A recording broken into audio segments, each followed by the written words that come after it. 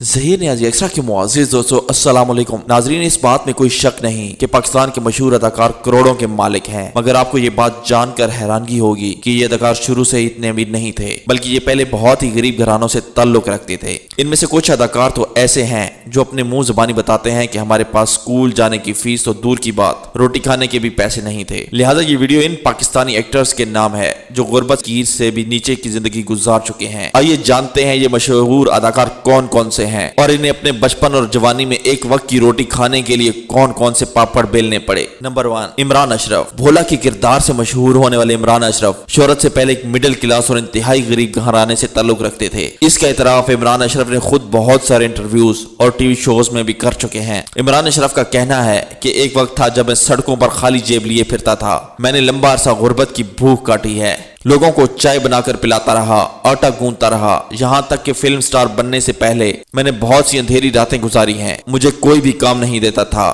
مجھے بڑے بڑے لوگوں اور ایکٹرز نے بہت ذلیل کیا، مگر میں نے ہمت نہ ہاری اور محنت جاری رکھی، آخرکار میری محنت اور ماں کی دعائیں رنگ لے آئیں۔ ویسے آج کل عمران اشرف اپنی اداکاری کے علاوہ مذاکرات شو میں اپنی ہوسٹنگ سے خوب عزت، شہرت اور دولت کما رہے ہیں۔ دوستو نمبر 2 پہ ہیں پاکستان کے مشہور اداکار وحاج علی۔ شہرت سے پہلے صفائی کا کام کرنے والے وحاج علی کا تعلق بھی ایک غریب فیملی سے تھا۔ ان کا کہنا ہے کہ میں نے اپنے والدین کے اکلوتا بیٹا تھا، میرے والدین مجھ پر اپنی اوقات سے بڑھ کر خرچ کیا کرتے تھے، مگر مجھے پتا ہوتا تھا کہ میرے والدین کے پاس اتنے پیسے نہیں ہیں۔ پھر میں نے گریجویشن کے بعد انٹرنشپ لینا سٹارٹ کی، میں نے غربت کو کم کرنے کے لیے آفس بوائے کے طور پر بھی کام کیا، اور اسی دوران ایک دن میری ملاقات ایک ڈائریکٹر سے ہوئی جنہوں نے مجھے مشورہ دیا کہ تمہیں انڈسٹری میں آنا چاہیے۔ پھر میں نے سوچا قسمت کو ضرور آزمانا چاہیے، یوں میں گھر والوں سے چوری چوری انڈسٹری میں کام کرنے لگا تھا۔ گھر والے سمجھتے تھے کہ میں آفس میں کام کرنے جاتا ہوں، اور پھر وہ دن آیا جب چھوٹے موٹے رول جو میں نے کیے تھے وہ ٹی وی پر نشر ہونے لگے۔ ڈرامہ سیریل عہد وفا سے شہرت پانے والے وحاج علی آج پاکستان کے امیر ترین اداکاروں میں شمار ہونے لگے ہیں۔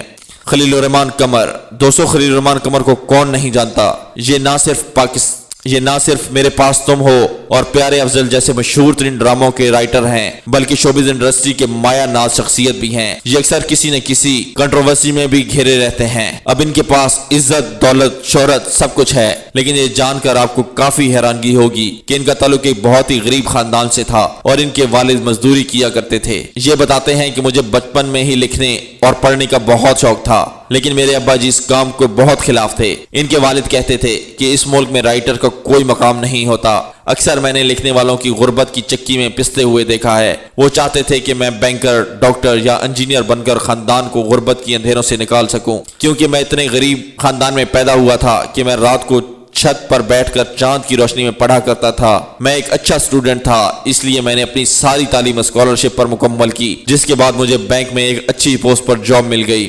بہتری کی طرف جا رہی تھی کہ بینک میں کسی جھگڑے کی وجہ سے میری نوکری چلی گئی، اور پھر ہم غربت کی لکیر کے نیچے آ گئے اور نوبت فاقوں تک آن پہنچی۔ میرے چھوٹے چھوٹے معصوم بچے 3 4 دن تک بھوکے رہتے تھے۔ پھر میں نے لکھنا شروع کیا، میں نے اپنی جگہ بنائی، اور آج میں پاکستان ہائیسٹ پیڈ رائٹر ہوں۔ میں ایک سیریل کا 50 لاکھ روپے سے کئی کروڑ تک لیتا ہوں، اور اتنے پیسے کوئی بھی رائٹر نہیں لیتا۔ آج ان کے ایک نہیں بلکہ کئی عالیشان بنگلے اور بہت ساری گاڑیاں ہیں، لیکن یہ اپنے پرانے محلے کو کبھی نہیں بھولے، اس لیے یہ اکثر وہاں پر پائے نہاری، چنے وغیرہ کھانے جاتے ہیں۔ فیروز خان۔ مشہور ڈرامہ سیریل خانی سے کروڑوں دلوں کی دھڑکن بننے والے یہ شخص آج بھی ڈرامہ سیریل خدا اور محبت کی وجہ سے لوگوں کے دل و دماغ پر چھائے ہوئے ہیں۔ فیروز خان نے ایک انٹرویو میں بتایا کہ میرے والد ایک ٹیکسی ڈرائیور تھے اور ہم بہت ہی غربت کی زندگی گزار رہے تھے۔ میں 2 بہنوں کا ایک بھائی تھا، اسی وجہ سے سب کی خواہش تھی کہ ہمارا بیٹا پڑھ لے کر بڑا آدمی بن جائے اور ہماری پریشانیاں ختم ہو جائیں۔ میری ماں باپ بہت مشکلوں سے پیسہ جمع کر کے مجھے ایک اچھے اسکول میں پڑھا رہے تھے۔ میں پڑھائی میں اچھا تھا،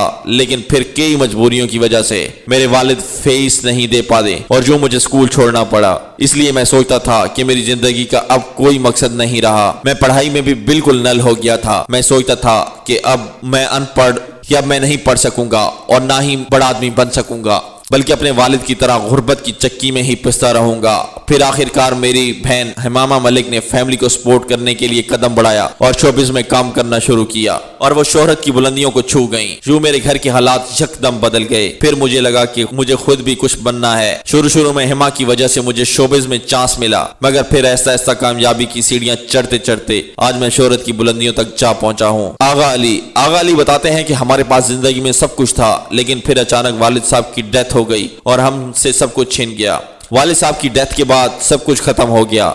मैं, मेरे भाई बहन और वालदा बहुत मुश्किलात से गुजरे हैं। हम अपने नाना के घर शिफ्ट हो गए, वही हमें सपोर्ट करते थे, लेकिन चंद साल के बाद नाना जी की भी डेथ हो गई। इसके बाद मेरे मामू वसीम अब्बास दूसरी शादी के बाद काफी बदल गए और इन्होंने हम पर तवज्जो देना छोड़ दी। हम किराए के घर में शिफ्ट हो गए। हम अक्सर घर चेंज करते रहते थे क्योंकि किराया ना होता और कभी बिल के पैसे ना होते। जो हमारा बचपन 8-10 घरों में भटकते भटकते गुजरा। स्कूल जाने की फीस तक ना होती, कभी 2 माह जाते, कभी 3 माह जाते। मेरे कजन के पास बहुत कुछ था, इसलिए वो हमारी वजह से हमें हकारत की नजर से देखा करते थे। जब कॉलेज जाने का वक्त आया तो वालदा ने कहा कि पढ़ाई के लिए पैसे नहीं हैं, कोई काम करो। क्योंकि मैं एक अच्छा स्टूडेंट था तो मैंने स्कॉलरशिप पर ही अपनी तालीम मुकम्मल की और मैं सोचता था कि अगर अब्बू जान होते तो हालात कितने मुख्तलिफ होते। हमारे पास सब कुछ होता। मैं बस अपने वालिद की तरह हीरो बनना चाहता था, लेकिन कोई रास्ता नजर नहीं आता था। हालांकि मेरा पूरा खानदान शोबिस इंडस्ट्री में रचा बसा हुआ था, लेकिन गुर्बत की वजह से कोई भी मुझे सीरियस नहीं लेना चाहता था। मैं फिर एक दिन जेब में 570 रुपए लेकर कराची चला गया।